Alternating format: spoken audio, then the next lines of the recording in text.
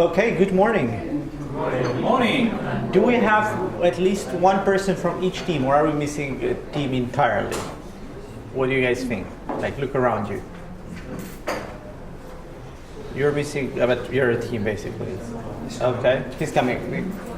I think we're missing the guys over there. Oh, you go? Okay. Yeah. Oh, perfect. I was just trying to remember. I really appreciate the fact that you're sitting in the same place as yesterday. I really appreciate it. You changed. It mean you guys changed. You were like, yeah, you changed. But other than that, I think everybody's like in the same place, right? More or less. It helps me because I'm trying to, first of all, remember your business, and second of all, I just want to count if there's like anybody missing. Question: have you guys seen the calendar Callum sent yesterday? Did you book sessions? Yes. Yeah. Okay. So no, anybody here had any problems with that? No. Everything worked fine for everybody. Yes. Worked fine. Did you get any complaints? Oh, I've seen the calendar too. I've seen it this morning. So there were like some sessions booked that I thought that were good. Okay, cool. Do you guys have any questions from yesterday? Like something that you remembered last night and you wanted to ask me again today? No questions from yesterday? Everything was completely clear or completely confused? All right, good. Today we're going to do, so again, the agenda for today, we're going to do complex sales things in the morning. And in the afternoon, we're going to do behavioral economics. And the session for the morning has basically two sub-sessions. One of them is this one, segmentation in complex sales. And the second one is going to be value proposition design in complex environments. Basically the same thing, but we're talking about how do you develop your value proposition, how do you communicate, specifically how do you communicate your value proposition in a complex environment where you don't deal with just one buyer. There's like multiple buyers and multiple decision makers. Before we start, I just want to know from you, like, what's the biggest problem that you guys are facing in B2B environment when you're doing sales? What is the biggest problem? The biggest problem you're facing in a B2B environment when you're trying to sell something. I think the biggest problem for us has been that we are not getting any feedback regarding what we're doing wrong. Okay. Interesting. Any other experiences? Very long sales cycle. Was that long Very sale? long sales cycle for startup. Yeah. Runway is limited. Yeah, it's eating in your runway, right? Cool. You had your hand up. Yeah, so you don't have necessarily the type of insights that larger companies do in terms of, if you're underperforming, overperforming, hitting targets. Okay. Good. Yeah, there are like, for us, there's always like contradicting opinions about the service in the Contradicting from what do you mean by that? Like, for example, the CEO wants our service, the head doctor doesn't, the CIO is like different, so it's basically like relationship management there. Okay. Analytics. Analytics? Yeah. What do you mean by that? To understand completely the clients who are buying, why they're buying, how much they're buying. Okay. I would say that most of CRMs that are available in the market do not give you the clear picture of all the segments of our market. Our market is pretty complicated. I would say that every SME basically can be our customer, but they have different pains and different value propositions.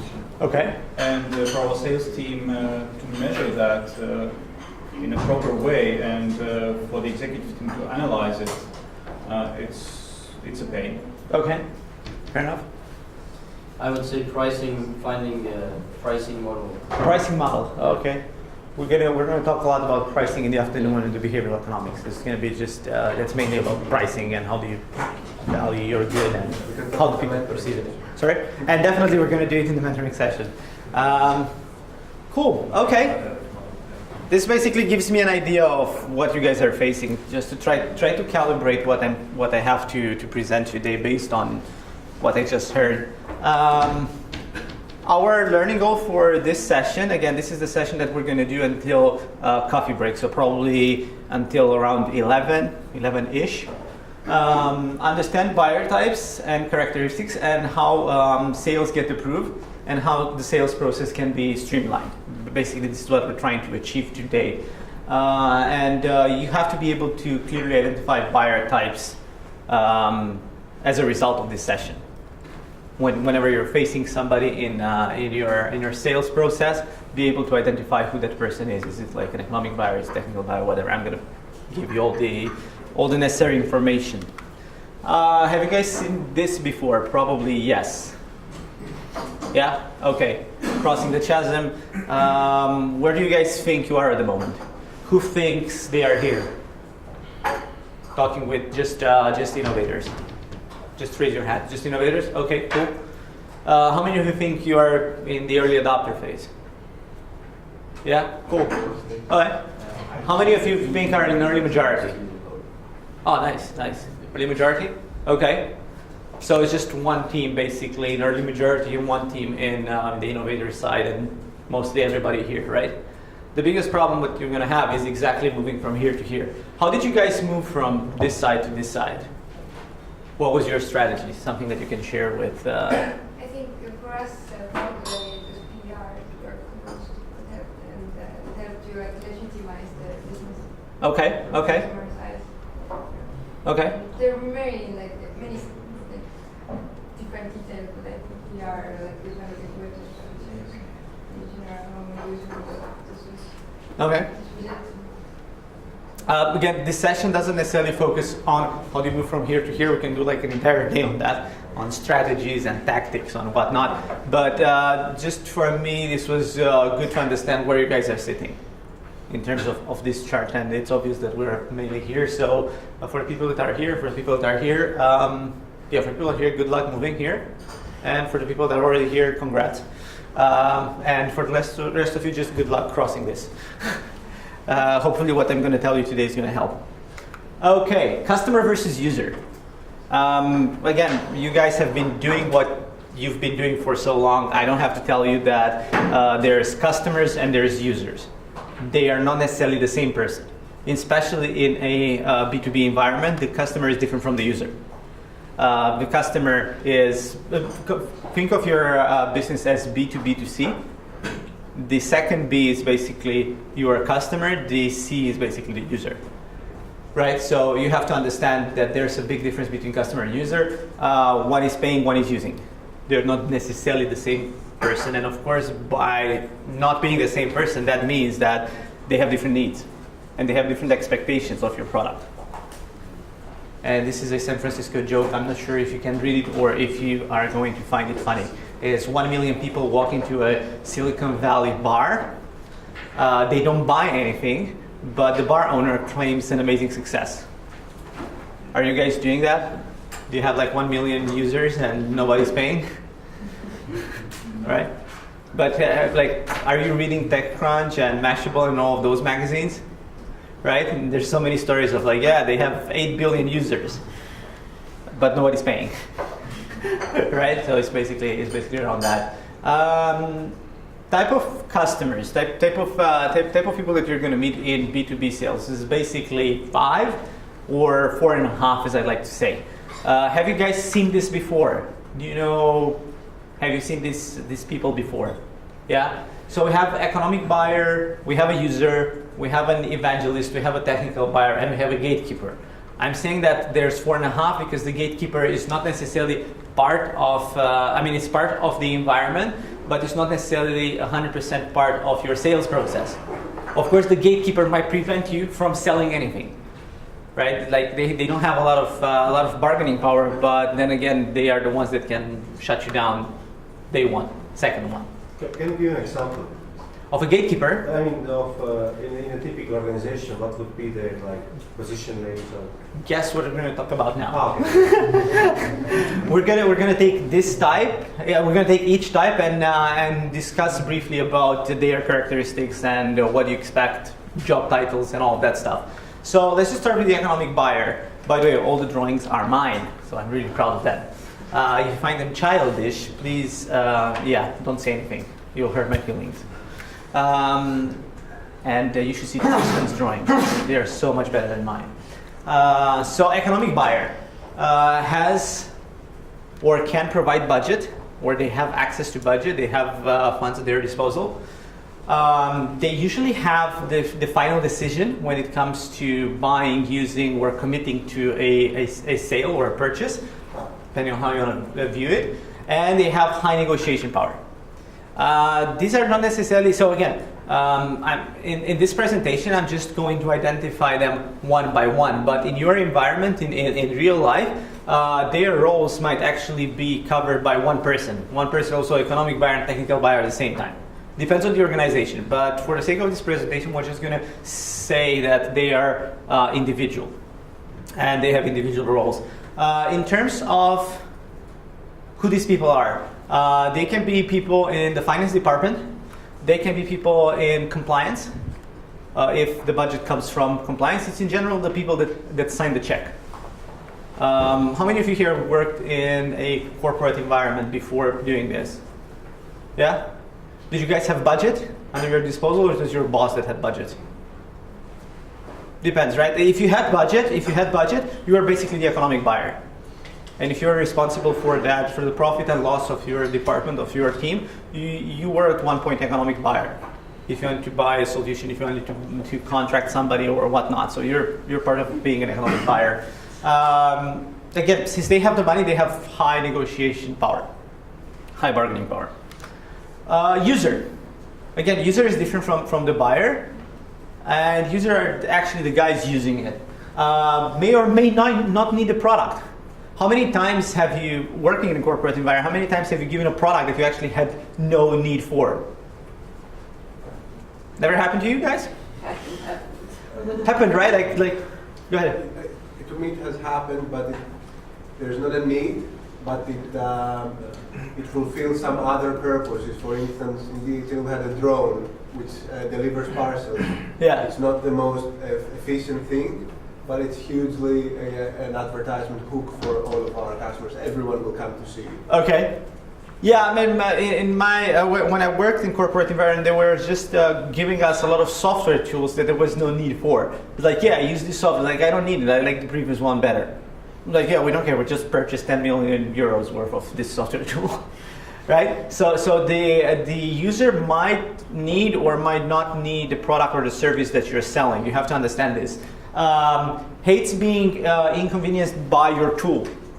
Like, it has to be hassle-free for him. His negotiation power is actually low, and sometimes in some environments you don't actually have access to the end user. But through analytics, you can see if they are using it. Again, what we talked about yesterday. If you're trying to sell to a corporate and you see that they are not using it, it's the problem of the user. It's not the problem of the economic buyer. The economic buyer just thought it was a good investment. They're going to move forward in making that purchase. Yeah. Would you say, depending on the company, the negotiation power is quite variable? Oh, definitely. Like, these are not one size fits all, what I'm saying here, but in most cases, the negotiation power of the user is really low. As I said, in some typical corporations, you don't actually get to see the user until you probably run a demo. And that's already really, really far down when you talk about your sales funnel. Right, so you already did all the tendering and all of that stuff. But yeah, no, definitely, it depends on the culture of the company. Have you guys seen users when you were negotiating first, trying to sell your solution to another business? Yeah. Yeah? Some. People in the back? Yeah, you guys do? Yeah. Okay, cool. That's great, because by meeting with the user, you can tailor down your offering. You understand better their needs, you understand better, and you can just customize your offering to meet the needs of the user. Evangelist. The evangelist has, again, a really low bargaining power, but he's really important. He's usually really passionate about his job. He's really a big advocate of the company. He takes a lot of pride in working for the company. He knows a lot of people in that company. He's not necessarily a decision maker, but he knows a lot of people. He's like really well connected. He's been in the company for like 20-something years. He knows everybody and knows everybody's stories and whatnot. These are the people that are in the best position to give you access to economic buyer or even the user. Again, an evangelist can also be a user. Like say, for example, you're a project manager, you have a need for a better project management tool. So you're the user, and you're researching online what are the best project management tools out there. And you find a startup that's doing that tool that fits your need 100%, and then contacts you and tries to make a sale within the organization, try to convince the organization to buy your tool. Again, these are important people, but don't focus that much on them necessarily. The focus should be on trying to get access to the economic buyer. These are people that can connect you with the economic buyer and that they can smoothen the path for your sale. Have you guys met somebody like this trying to do sales? Yeah? These are usually the people that you get emails from, right? Like if you have a contact form on your website, sometimes you get like an email saying, hey, I like your tool, can you send me an offer? It usually comes from these guys. An evangelist can also be an economic buyer, but that will be like the best case scenario when they're so passionate about your tool, but they also have the budget to buy it. Most of the time, these people have no budget. Like they're like in between user and, they're just there. They're not necessarily a user. Technical buyer, these are the assholes of the company. And they are not necessarily from a technical department. Again, don't get confused by the term technical buyer as being somebody like working in the IT or whatnot. A technical buyer can be somebody in accounting. It can be somebody in audit. It can be somebody in compliance. It can be somebody in communication and PR or marketing. I'm going to give you from my experience, for example, if I work with a corporation and trying to sell my services being consultancy, and I tell them like, hey, let's try, like, for example, lean startup for this team, and let's do some experiments. My technical buyer in that moment, when I talk about implementing iterative experiment design in a company, is not the people in the technical department, it's actually the people in compliance and people in PR.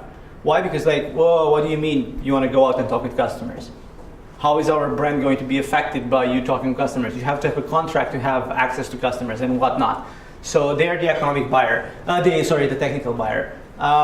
They don't have budget necessarily, but they have a veto right. They can veto your, basically purchase something like that. They can say, no, we don't want to buy it because it infringes our corporate policy on talking with customers or whatnot. So their negotiation power is medium high, but they have veto. Have you guys seen anything like this? Yeah? What was his role? Oh, this was terrible. We tried to sell our solution in Estonian police force. And, of course, there was the Deutsche Protector some guy, and it's like a terrible thing. Yeah. So again, he was not like technical per se in terms of like being the CTO or whatever, but he had technical requirements from you. You are right. He's an asshole. Yeah, he's an asshole, right? I'm not trying to generalize this, and by the way, this is recorded. Go ahead. We have noticed this type of course very often as well. Usually guys from IT departments from universities, and we see two positions usually. Either they are totally on our side, they understand that we bring on the table a very good quality thing, and this reduces their workload, at the same time increases their power in the organization. Yeah. Because they can use our API to build more stuff, which is cool for the university. And then there is other type, which is kind of fuck off. Yeah. Again, this can be your best friends, or this can be your worst enemies. And again, it's not like there's a strategy on how can you manipulate them or whatnot. I'm trying to make you aware of that you can meet a guy that's like super nice, or you can meet a guy who's like. Yeah, we have the same situation because the asshole was the data protector, but the guy who is bringing us into the police court is also his manager, also the IT guy. some fighting, and of course they try to put own positions, and we are between them. Okay. May I ask? Sure. You have a lawyer in your team in order to go past the Not yet. You're trying to sell your services to No, them? no. But I'm just saying that sometimes you can't pass them if you actually bring out very good arguments. And in law department, you have their arguments if you know the laws per se. Yeah. Again, yeah, exactly. People in the law department can act like technical buyer. Again, they're not technical per se, like they're not CTO or whatever. Yeah, you want to add something? Yes, it's basically, I already said it. Just make sure that you know the legislation yourself. Usually, European Union is a huge healthcare. We are basing basically all of our sales from this perspective on European Union law. Explaining to the customers that everything is according to European Union law, and there is nothing to worry about. Okay. There's so many workarounds, and we're going to talk about this moving forward when you have the personas for these people. But again, I just wanted to make sure that we understand that we're going to meet these people, and how do you work around them? It's up to you.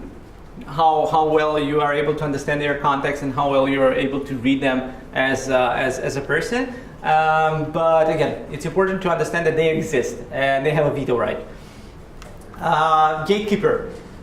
This person has zero negotiation power per se, and they have exactly zero budget. But they can kill your sales because they will not give you access to any of the other important stakeholders, like the economic buyer and the technical buyer.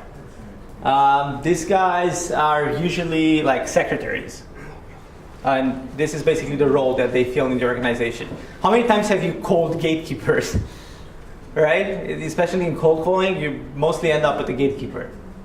And I'm sure you guys, like every individual team here has developed their own tactics surrounding going around gatekeepers. And I'm sure we can have like one day session on how do you go around gatekeepers. But again, this is not the focus of... What was it? Yeah? Okay, we're good. Do you understand everything that I've said so far, right? Do you have questions regarding buyer types? No? Okay.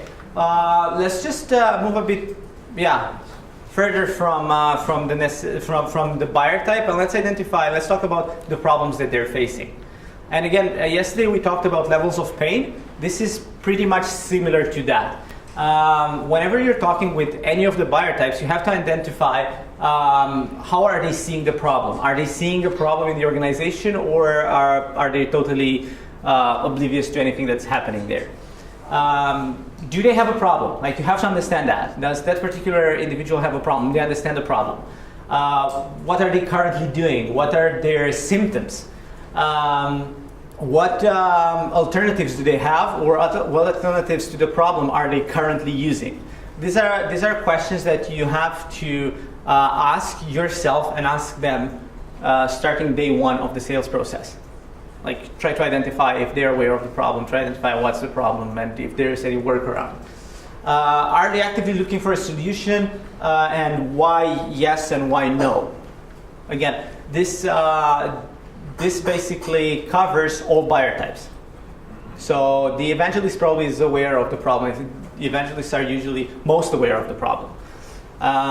The economic buyer might not necessarily be aware of the problem. Probably the technical buyer is the less aware person. How big is the issue, right? They are facing a problem. How big is that problem? What parameters are driving business impact in terms of that particular issue? Is it improving, stable, or basically making the company worse, that particular problem that they're facing? What trends are making it worse? Right? These are some questions that you need to understand starting day one, and these are some questions that you need to ask all buyer types. Because it might just be, as I said, the economic buyer might be aware of it, but might not be aware of the impact, or a technical buyer might be aware of the impact, but is not sure how big the problem is. Probably the evangelist is aware of both. Again, these are some things that you need to consider whenever you talk with them and whenever you talk with all of them. Is it a critical business issue? Again, are they basically going to miss the bonus? This is the problem that might have. Are they missing a promotion, or are they getting fired if that particular problem is not solved? You have to understand from their perspective, yeah.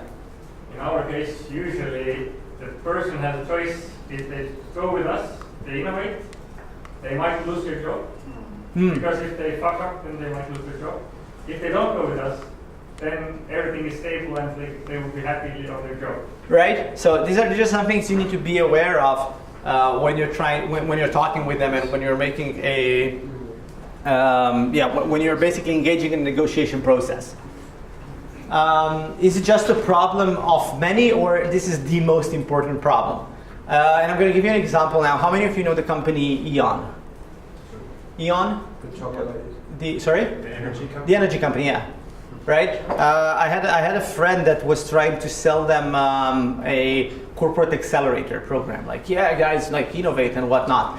And about a year ago, this is probably like this year-long story and probably 2 years, I don't know exactly. Anyways, immediately after Fukushima, the German government said that they no longer want to have nuclear energy. So they shut down all the nuclear power plants in Germany. And now they are buying energy from France because they no longer want to have nuclear energy. The problem is that E.ON was the supplier for nuclear energy for the entire country of Germany.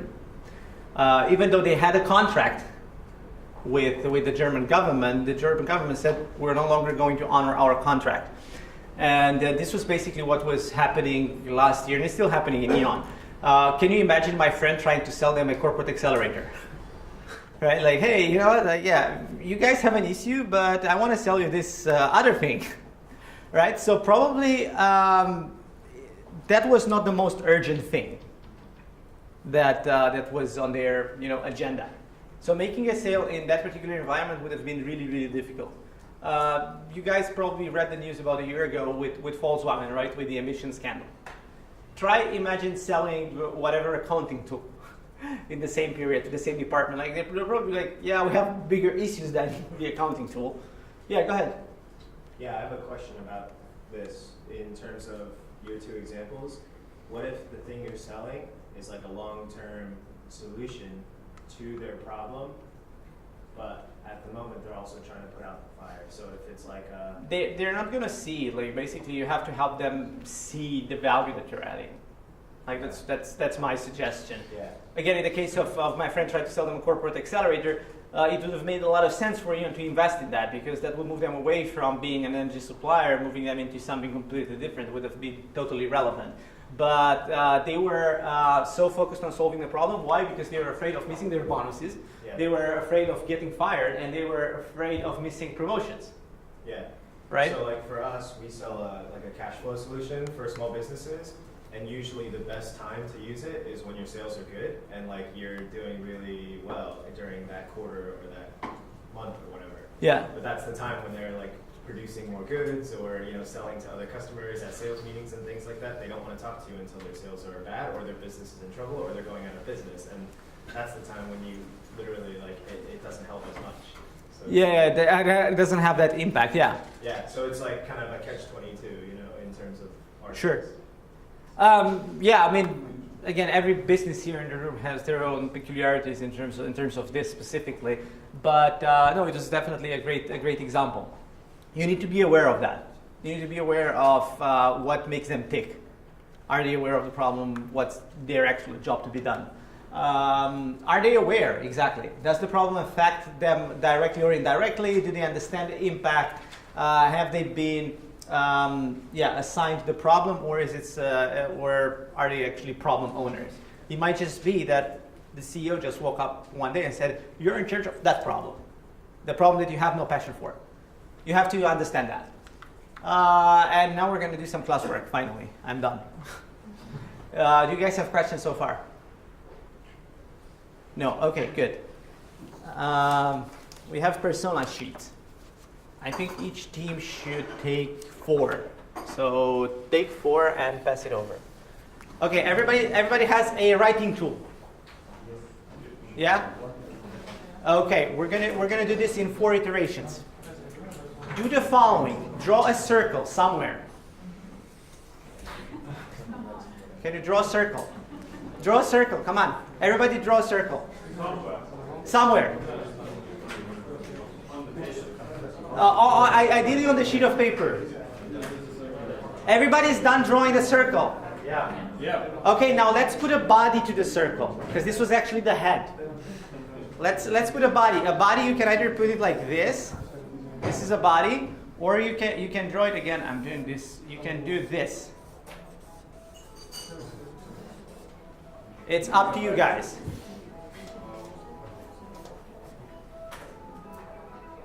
Do we have a body? Okay. Now what I would like you guys to do is I would like you to take the sheet and give it to the person sitting right to you. And do that like in her room. Everybody pass their sheet to the right. And you're probably going to get it from somebody in the back. I'll just bring a new sheet. So you have to move. This is yours? Okay. And who's that? Okay. And which one is yours? Give it to the person in the back. May I have yours? Oh, no, you have to give it to the right. Always to the right, always to the right. I have this, okay. This is yours. Everybody got the sheet that was not initially theirs? No? Why? Because it comes from the right. Oh, it comes from the right. Okay, so okay. And you have to give it to somebody in the back? You have sheet? Who has a sheet that is theirs? Okay, can you give me yours? I can move it here.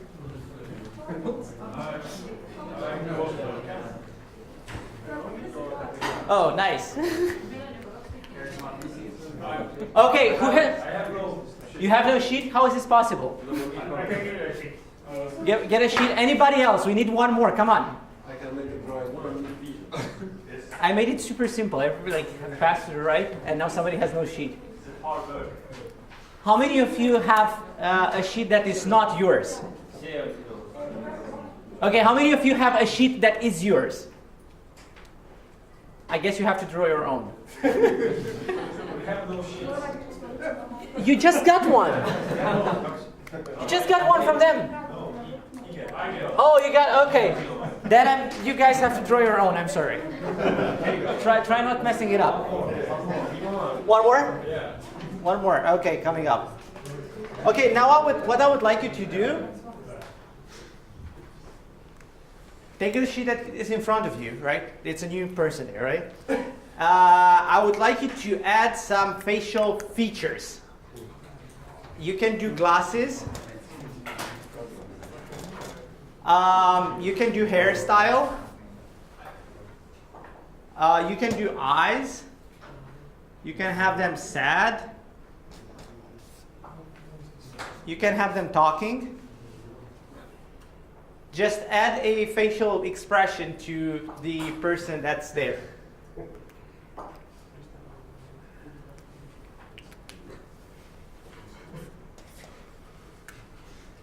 Are we done? Yeah. Okay, sheets to the right.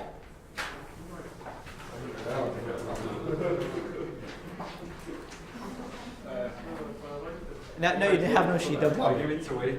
I'm waiting for Okay, I need a sheet here for somebody in the back, and a sheet here. Okay, we should probably do it in rows. Okay, we're missing one sheet. Okay, these sheets cannot disappear. Okay, perfect. We found one. Okay. What's happening there? What is happening there? They go from the right, so the right one has 2 sheets. So. Guys, it's always to the right. It's just always to the right. No one. Yeah, you should get it like from him, basically. Right? Like his right is you. Yes. Okay, let's just, okay, who are you giving the sheet to? No. You should give it to him there. Right? And you give it to him there, and you're giving to him there, and you don't know what you're going to do. Yeah, probably just continue giving it to the right. Now I have to.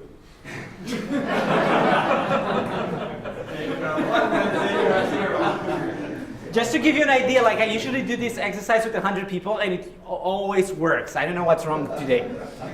Okay. Everybody got a sheet? Everybody got a sheet? Perfect. Okay. Now I have a body. You have a body? No. I have a body. Okay. Make it look like this, like a facial expression. What I would like you to do now is I would like, again, to add a distinct feature to them. Something like they're holding a phone. They have a purse. They have a tie. For example, tie. Or a phone. Sorry, who are we drawing actually? Because we don't have any names in it. Doesn't matter. Go ahead. Keep drawing. Have faith.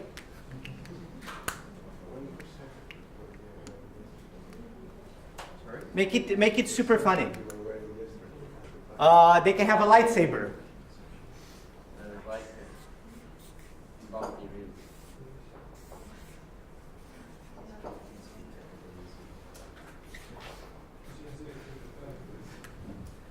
Are we done? Do they have a specific item in hand? Or something distinct?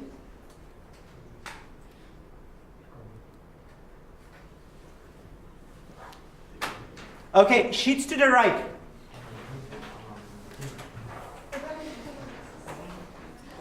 And you should probably get it like from somewhere like behind you or something. Yeah. Let's just see. And Yeah. Okay. Somebody needs to give you a sheet. Okay. How many of you have 2 sheets in front of you? 2 sheets in front of you? 4? Now understand where all his sheets are going. Okay, so that one, yeah, here. Okay, lovely. It has a cap with logo. Great. Okay, now I would like you to add an element in the environment, like something behind them, a cloud, sun, tree, house, something. You know how to draw a cloud? It's really easy. That's a cloud.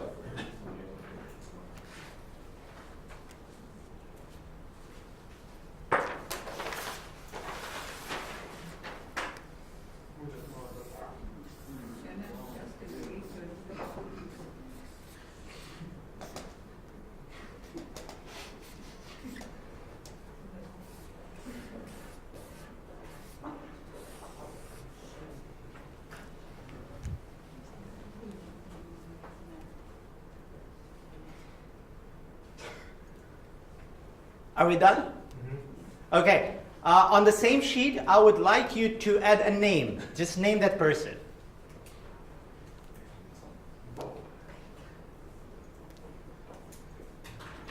Are we done? A name. Name him. Or her. Okay. Are we done with naming?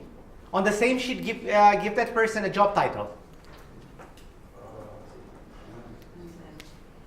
Random.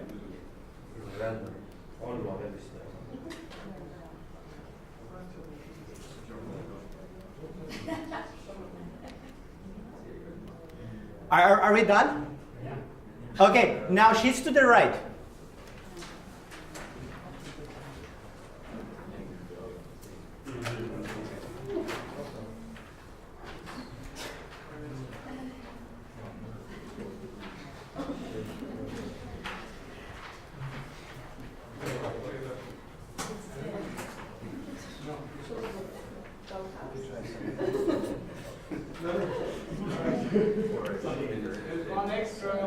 One extra?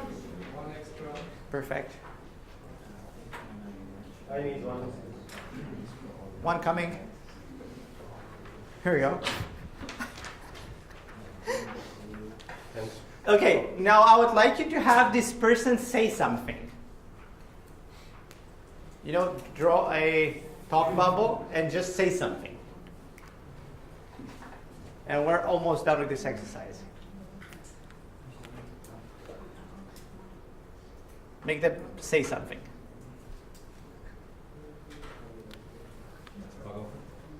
Whatever.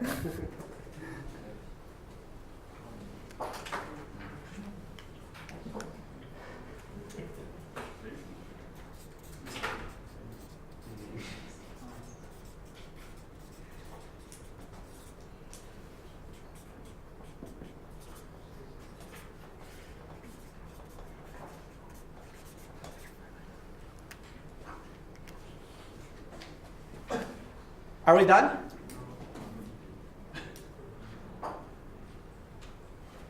Because now I would like somebody here to tell me what they have in front of them. This is the part where it gets really funny. Are we done? Yeah. Okay. Who do you have in front of you? Yeah. I have a shovel man. It's a shovel man with a house. His name is Yuri. It's called shovel man. That's his job position. And he's saying, oh, that's enough for today. It's enough for today. That's what that's what it says. Okay, who do you have here? A really muscular guy with a bike. Really muscular guy with a mustache, and he has a bike, and his name is John. He's an evangelist, and he's saying, "I love my bike." Why do you have like pointy ears? Looks like a cat. John looks like a cat. It's heavy, expensive. It really looks like a cat. I guess it's not yours, right? Just came from somewhere else. Who do you have here? I have nothing. Blank page. How come? I didn't get any. I've given all of mine away, by the way. Who has more than they need? Like you guys should have what? And you haven't flagged this. Like, hey, I don't. Yeah, but I'm next to the logistics guy, so. Oh, now it's the logistics guy's problem. Okay. What does the logistics guy have? What do you guys have? Well, I have a Tony, who's a truck driver, with a nice logo cap, and he's asking for his coffee. Great. Okay, so we've done the drawing exercise. Now you can flip the personas back. So what I would like you to do now, for about an hour or so, or an hour and a half, I would like you to create one persona for each buyer type. But again, you have to draw them. Like draw the evangelist, draw and give them particular elements in their outfit that makes them look like the evangelist, makes them look like the economic buyer. And then I would like you to fill out all the information in the other quadrants, which is basically pain. What is the pain that they're experiencing at the moment? Observable behavior. What can you observe about their behavior currently? Are they searching online for a solution? Are they running meetings? All of that stuff. And then for jobs to be done. Are you guys aware of jobs to be done? Concept of jobs to be done? Everybody's aware of jobs to be done? Mm-hmm. No? Jobs to be done. Can somebody explain jobs to be done? Okay, who wants to explain jobs to be done? Guys, I'm talking with you. Like his task, what he's trying to achieve. Okay. What he's trying to achieve, yeah? To resolve some problem. Okay, so it's basically what are they trying to get done in their job. Again, jobs to be done can also be, I'm not willing to get fired. That's a job to be done. I'm trying to externalize all this consultancy hustle because I want to cover my ass. That's another job to be done. Try to cover his ass. Is it clear what you need to do? Okay, so now in teams, just create 4 of these, and then I would like you towards the end, I would like some teams to come here and present one of their personas. When you approach him, he says that no guys, thank you, we're okay, everything is smooth, everything is running. Because he's 52 years old, last 20 years he was working for this facility and everything is arranged. But actually he already hates his job, he hates his salary, and the kids hates him. So he tries to run shipping operations in a company in an old-fashioned way with a phone, you know how it works usually. using old service providers and normally paying more than market offers, because sometimes he collects some kickbacks. You know those guys, right? Salary is too small for 20 years career and for the ugly work he does, because there are constant problems with shipping, no one cares, you know. And he definitely would like to work less and get paid more. And this is exactly the point where our offer comes in. Our proposition for him is that do less work and collect wonderful feedback from us. He will be updated.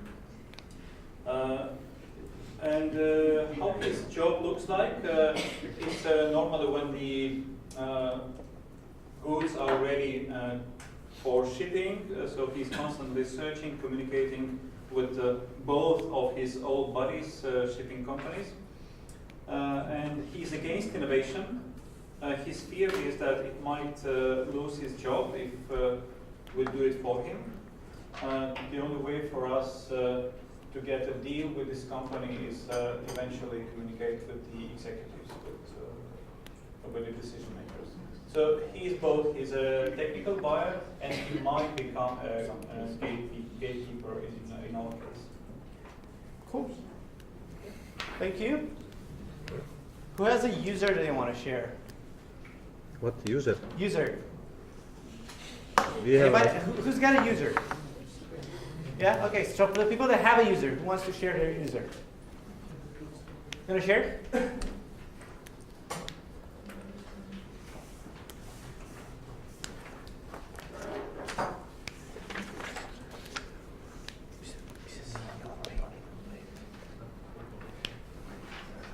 Who's your user?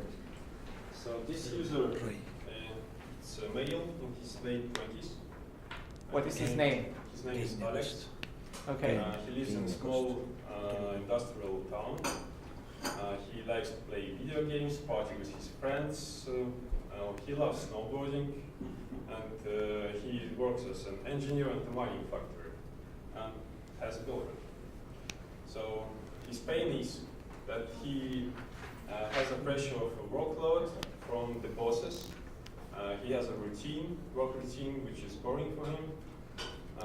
His boss is punishing him for his mistakes, and he has to work with inconvenient tools sometimes, regular tools even, and he doesn't want to do more job than he does at the moment. So his behavior usually is he tries not to exceed his limits, just does his job, and if additional tasks could come, he tries to convince the boss that they're maybe not needed or not important, and he tries to find the easiest way to do his job, easiest tasks, and avoid additional pressure. And his job's done is not to get fired and even get promoted, but the biggest task for him is to finish the working day at 5 p.m. Okay. That's it. That's a good job to be doing. Yeah. So, what we are doing for him? Yeah, sure. Well, with our solution, he can do less job because this is a guy I know, actually. He has to control different sites inside this factory, and he has to call, he has to email, he has to come to the place. With our solution, he doesn't need to do that. He can just open his mobile and look at information, industrial information he needs only. And he doesn't need to tell anybody else their own information, because that guys would have their own solution on his mobile phones. So it will be easier for him. Cool. That's it. Thank you. Who has an evangelist? Yeah? Who wants to share their evangelist? You want to share it? Go ahead. What's his or her name? Yeah. We have an evangelist. His name is Toma. He's also known as Spike. He's a very lovable, likable person. Even due to his works for the company only for 2 years, he has friends already there. He rents a flat with his friends, and he has a dog, and he likes running, and he likes partying. Well, I don't know if I mentioned he's 23 years old, so yes, he likes partying. His pain is that he's a very innovating person, and the colleagues, also if they like him, they do not acknowledge his innovating thoughts, and they usually neglect them. So it's his biggest pain. As well, he usually lacks the time for his job. Of course, he's passionate with it, but he's trying to do everything, and he sees that 24 hours per day is not enough for him. Of course, and sometimes he lacks resources and tools for doing his job. And his behavior is constantly offering his ideas for management, trying to pushing his ideas to his colleagues as well. Negotiating with managers, trying to find which task he should do or he shouldn't do. Even he's trying to convince some student to work with him to help him out with his job, like his new practice. And his job to be done, trying to get promoted, but he don't need to do all that job, and to convince the management at the end. So what could we do for this guy? Actually, it would be a perfect scenario if we could meet him in the bar or somewhere. Maybe, he should visit the bar. Usually, since he lacks a helping hand, we could provide him a helping hand for, I think, the price which would suit his managers as well. Okay, perfect, thank you. I know a lot of you have like an economic buyer. Just want to make sure, how many of you have an economic buyer? Yeah, most of you. Who wants to share their economic buyer? Yeah, cool. Taking one for the team.